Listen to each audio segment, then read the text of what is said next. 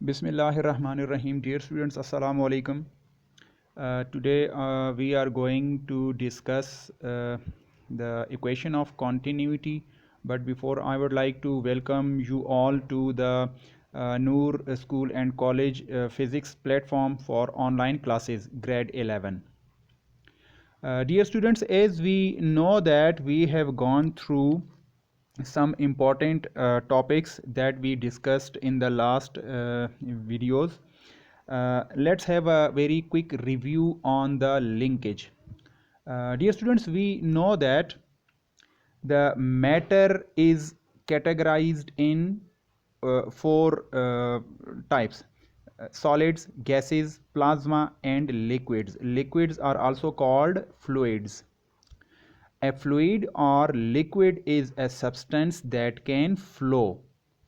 So we defined fluid dynamics, and we discussed that fluid dynamics is the study of fluid in motion.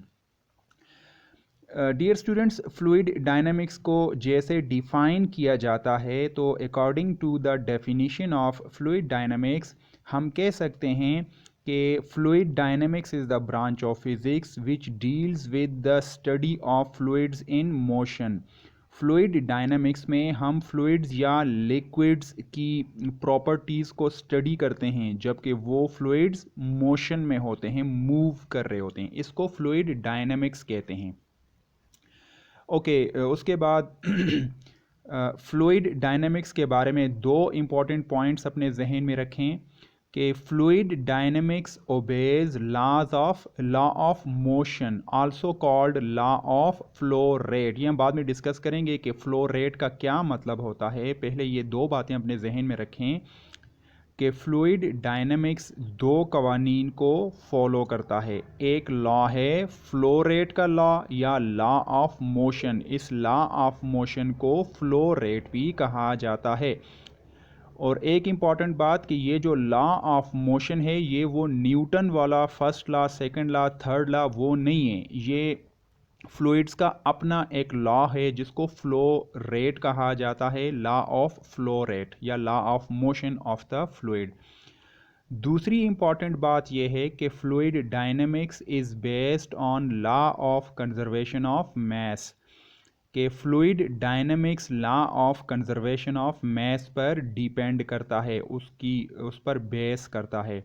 तो fluid dynamics में जितनी भी study होती है उसकी बुनियाद में law of conservation of mess का कंसेप्ट होता है. अब इनको हम वन बाय वन हम लोग डिस्कस करते हैं कि फ्लूइड डायनामिक्स में ये दो लॉज किस तरह ओबे किए जाते हैं. तो डियर स्टूडेंट्स, सबसे पहले हम लोग फ्लो रेट को एक्सप्लेन कर लेते हैं कि what do you mean by flow rate. लेकिन उससे पहले आप काइंडली एक अगर स्नैपशॉट लेना चाहते हैं स्क्रीन, अगर आप स्क्रीनशॉट लेना चाहते हैं तो अभी आप स्क्रीनशॉट ले लें.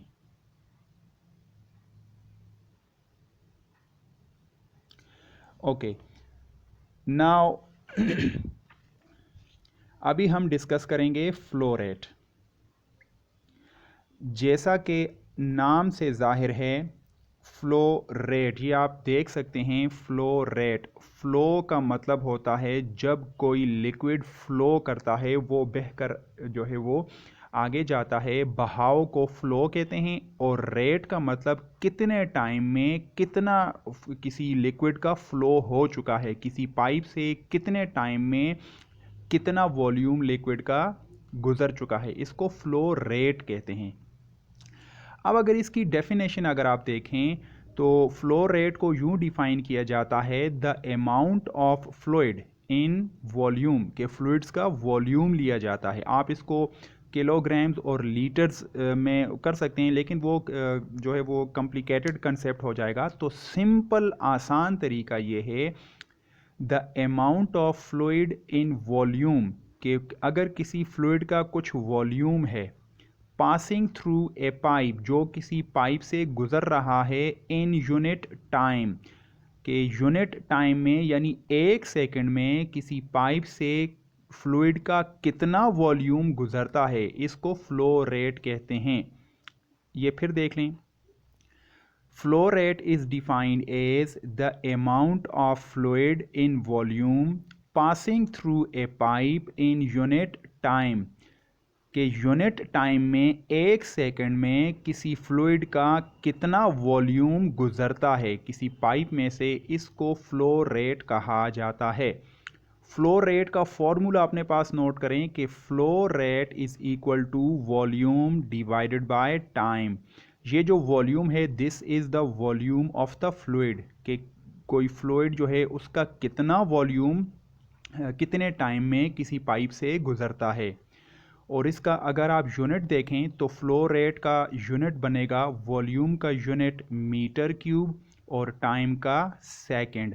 तो metre cube divided by second is the unit of flow rate, इसको कहते हैं फ्लो रेट। तो आसान अल्फाज में हम ये कह सकते हैं कि किसी यूनिट टाइम में या 1 सेकंड में किसी पाइप के अंदर से किसी फ्लूइड का कितना वॉल्यूम पास करता है, गुजरता है, उसे हम फ्लो रेट कहते हैं। इसकी एक छोटी सी एग्जांपल देख लें कि 30 metre cube volume of water flows through a pipe in 10 seconds, what is flow rate. अगर एक पाइप में से पानी जो है वो फ्लो करता है, कितना पानी, 30 मीटर क्यूब वॉल्यूम का पानी फ्लो करता है 10 सेकंड में।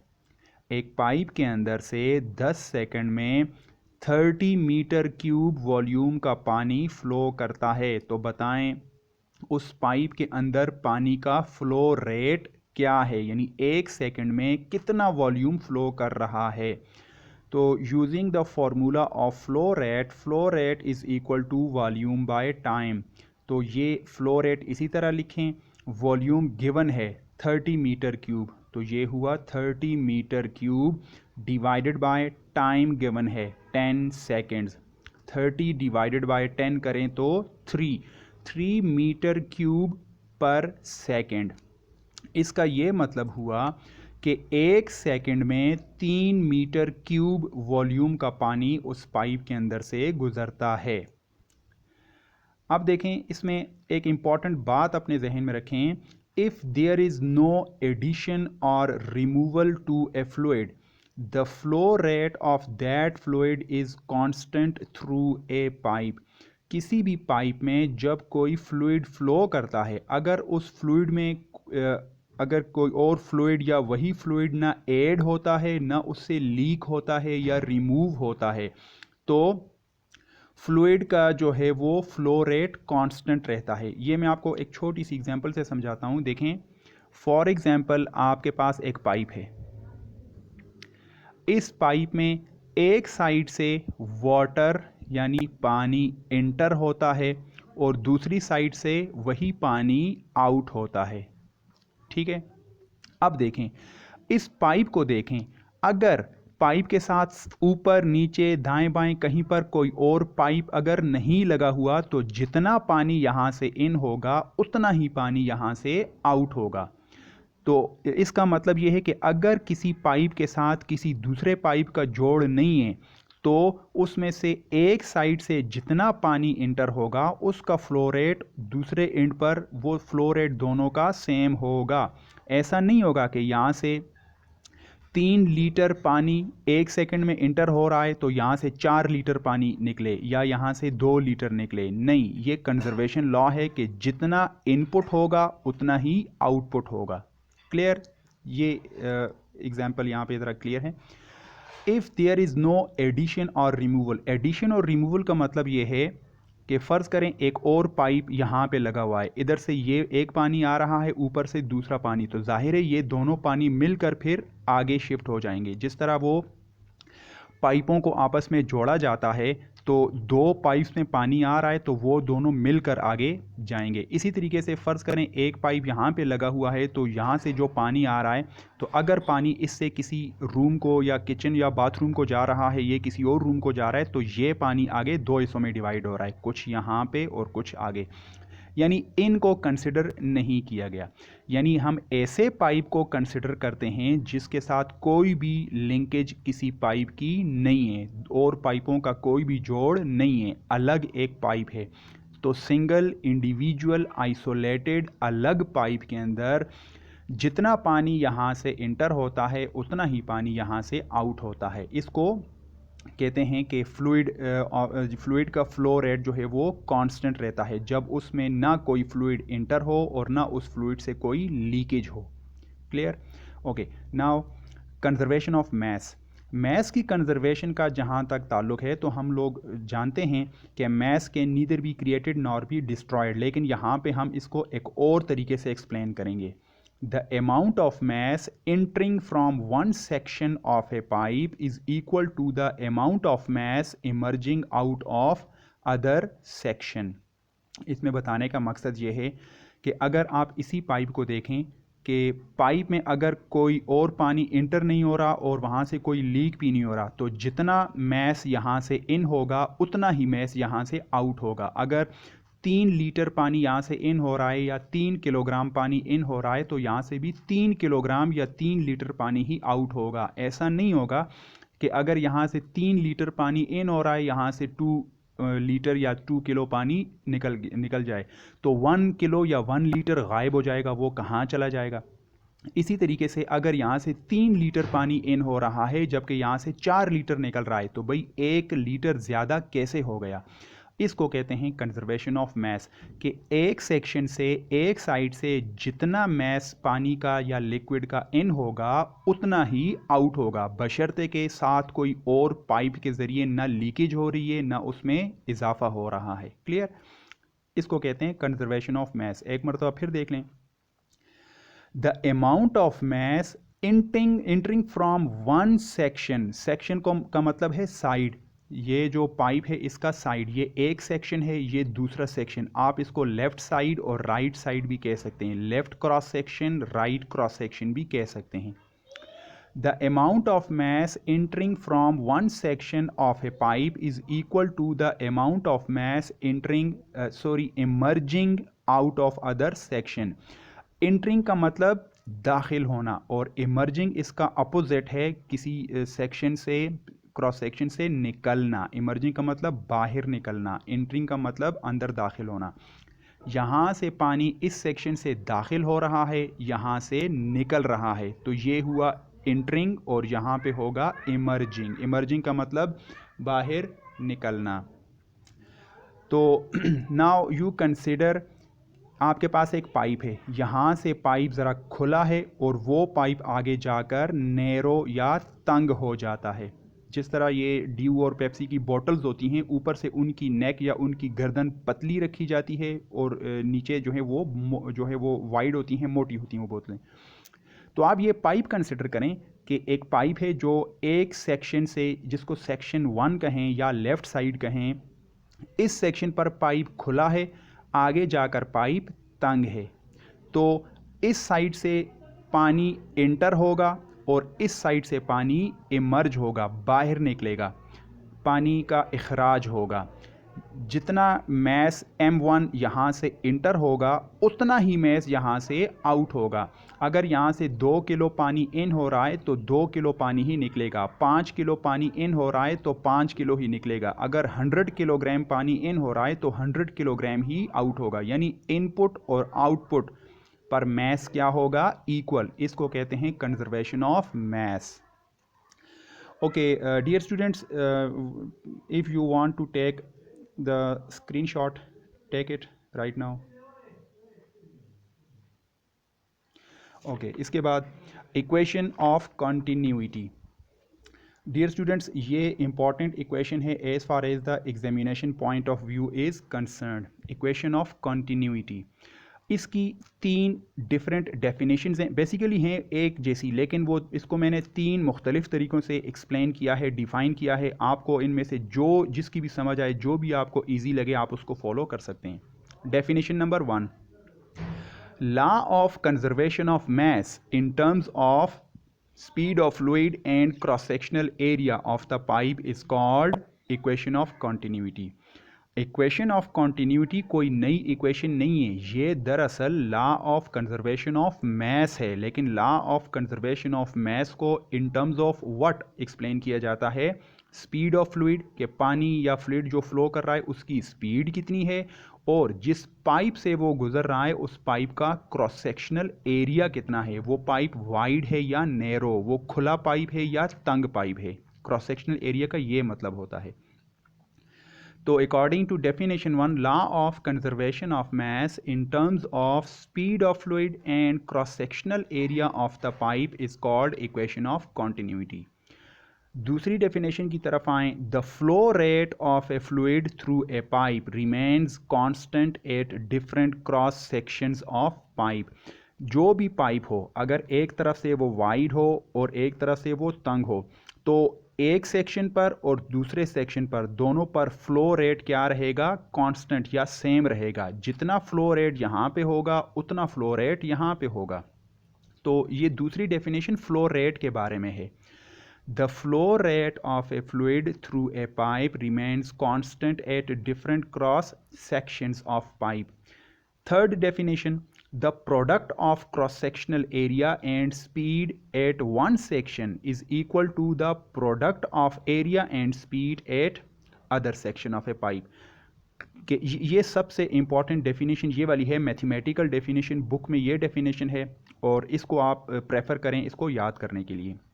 देखें, आप ये कंसिडर करें कि आपके पास एक पाइप है, यहाँ से पाइप वाइड है और आगे वो पाइप नैरो या तंग हो जाता है। तो ये है सेक्शन 1 वाइड एरिया, सेक्शन 1 कहलाएं इसको, और या जो दूसरा नैरो एरिया है उसको आप सेक्शन 2 कहें। Left side, right side, wider side और नैरो साइड, आप जो भी कहें। The product of cross sectional area, इसमें दो चीज़ें हैं कि ये क्रॉस सेक्शनल एरिया, ये एरिया किसका, इस पाइप का। जो पाइप खुला होता है उसका एरिया ज़्यादा है, उसके अंदर से जो पानी फ्लो कर रहा है, जो लिक्विड फ्लो कर रहा है, उसकी वेलोसिटी v1 है। तो इन दोनों का प्रोडक्ट a1 v1, ये 1 मैंने सेक्शन 1 के लिए या लेफ्ट साइड के लिए यूज़ करने हैं, और 2 यहाँ पे मैंने यूज़ करने हैं सेक्शन 2 के लिए। The product of area and velocity is equal to the product of area and velocity at both end, इस एंड पर और इस एंड पर। तो हम लिख सकते हैं एरिया मल्टीप्लाइड बाय स्पीड, यानी product of area and speed at section 1, section 1 ये वाला है, is equal to product of area and speed at section 2। इसको मैथमेटिकली यूं लिखा जा सकता है कि a1 v1 is equal to a2 v2। Area और वेलोसिटी इस सेक्शन पर और एरिया और वेलोसिटी इस सेक्शन पर, इन दोनों का प्रोडक्ट आपस में इक्वल होता है, यानी product of area and velocity at section 1 is equal to product of area and velocity at section 2। a1 v1 is equal to a2 v2। ये एग्जाम्पल जो है वो गैस लॉज की तरह है, जिस तरह वो चार्ल्स लॉ या बॉयल्स लॉ है कि p1 v1 is equal to p2 v2। ये उस तरीके से इसको आप समझ सकते हैं केमिस्ट्री के हिसाब से। Okay, dear students, if you want to take a screenshot, then take the screenshot of this page. Okay, now let us have a proof. अभी हम equation of continuity का proof discuss करेंगे। Consider a pipe of different cross section. एक pipe है जो इस तरह मुड़ा हुआ है, या अगर वो मुड़ा हुआ ना भी हुआ, वो स्ट्रेट भी हुआ, तो इसमें जो है वो ये लॉ यूज़ होता है। लेकिन बुक में चूंकि यू बना हुआ है तो इस वजह से इस पाइप को मैंने बनाया है। ये साइड पाइप की जो है वो वाइड है और अगला एंड जो है ये नैरो है, वही पाइप है। इस साइड को मैं कहता हूँ सेक्शन 1 और इस नैरो या पतली साइड को मैं कहता हूँ सेक्शन 2। आप साइड 1 और साइड 2 कहें, या लेफ्ट साइड और राइट साइड, जो भी आपको ईजी लगे। लेफ्ट साइड का एरिया ज़्यादा है a1, वो खुला एरिया है। यहाँ से पानी जिस स्पीड से इंटर हो रहा है वो है v1। एरिया 1 v1 ये दोनों हो गए। एरिया इस पाइप का है और स्पीड v1 उस पानी की स्पीड है जिस स्पीड से पानी यहाँ से इंटर होगा। आगे देखें, पानी जैसे यहाँ से इंटर होके आगे जाएगा तो पाइप में वो कुछ डिस्टेंस कवर करेगा, वो लेंथ कवर करेगा। तो L1 इस लेफ्ट साइड की लेंथ है और L2 यहाँ पर इस नैरो साइड की लेंथ है, लंबाई है। यहाँ का एरिया A2 है। अब क्लियरली यहाँ पे एरिया कम है, वो A2 है, और यहाँ पे स्पीड V2 है। जाहिर है यहाँ से पानी इंटर होगा तो यहाँ से पानी बाहर निकलेगा। यहाँ पर स्पीड पानी की कुछ और होगी, यहाँ पर स्पीड पानी की कुछ और होगी, क्योंकि एरिया चेंज हो चुका है। ये नैरो एंड है। Now using the formula of flow rate, वो जो फ्लो रेट का जो फॉर्मूला है उसको यूज़ करें तो flow rate at section 1 is equal to flow rate at section 2। ये पीछे हम डिस्कस कर चुके हैं कि दोनों एंड्स पर, दोनों सेक्शन पर फ्लो रेट हमेशा सेम रहता है। फ्लो रेट का फार्मूला शुरू में हमने डिस्कस किया था कि it is volume divided by time. Section 1 के लिए मैंने इसके साथ छोटा सा 1 लिख दिया। यहाँ पर फ्लो रेट इक्वल होता है volume divided by time. Section 2 छोटा सा मैंने यहाँ पे 2 लिख दिया है कि ये सेक्शन 1 की बात हो रही है, ये सेक्शन 2। इसको आप कहें इक्वेशन नंबर 1। नाउ देखें, सिंस जैसा कि हम जानते हैं कि वॉल्यूम जो है वो इक्वल होता है एरिया मल्टीप्लाइड बाय लेंथ, तो पुट इन 1। आप इस वॉल्यूम को A1 L1 लिख सकते हैं, A for area, L for length. तो volume is equal to area multiplied by length. चूंकि ये 1 है तो इसके साथ भी 1 लगा दें, इसके साथ भी 1। A1 is the area of first section, L1 is the length at first section. ये A1 और ये L1।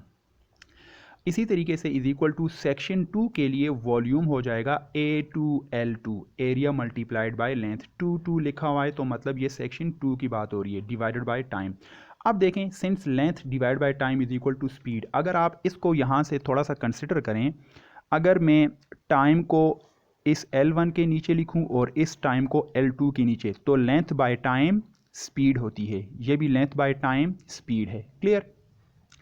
तो ये बन जाएगा A1 और L1 बाई T1 यानी लेंथ बाय टाइम वो है V1। ये V जो है वॉल्यूम नहीं है, ये स्पीड है। इसको याद रखना है क्योंकि it is length bye time, ये स्पीड है। तो A1 V1 is equal to, इधर भी हो जाएगा A2 V2। तो अब देखें वही चीज़ आ रही है कि product of area and velocity at one end is equal to product of area and velocity at second end. We can also write, इस इक्वेशन को हम यूं भी लिख सकते हैं, अगर A2 को इधर शिफ्ट करें तो A1 डिवाइडेड बाय A2 हो जाएगा, और V1 को इधर क्रॉस मल्टीप्लाई करें तो V2 बाय V1 हो जाएगा। अब इम्पॉर्टेंट बात यह है कि if area is reduce to half, अगर एरिया को आधा किया जाता है तो स्पीड डबल हो जाती है, यानी एरिया और स्पीड एक दूसरे से इन्वर्सली प्रोपोर्शनल होते हैं। आप एरिया को कम करें, स्पीड ज़्यादा हो जाएगी, अगर एरिया को ज़्यादा करें तो स्पीड कम हो जाएगी। Dear students, this was the mathematical form of equation of continuity. इसको ज़ुबानी आपने याद करना है, और ये बहुत सिंपल है। इसको आपने इसका प्रूफ जो है वो एग्जामिनेशन पॉइंट ऑफ व्यू से बहुत इंपॉर्टेंट है, और ये पेपर्स में अक्सर इसके ऊपर क्वेश्चन आता है। तो इसको आप लोगों ने, इसकी डेरिवेशन आपने लाजमी करनी है। Dear students, if you want to take snapshots then let me, okay, take it now. Okay, dear students, thank you very much, and I would like to wish you all the best. Please do your research and make your notes. Thank you very much.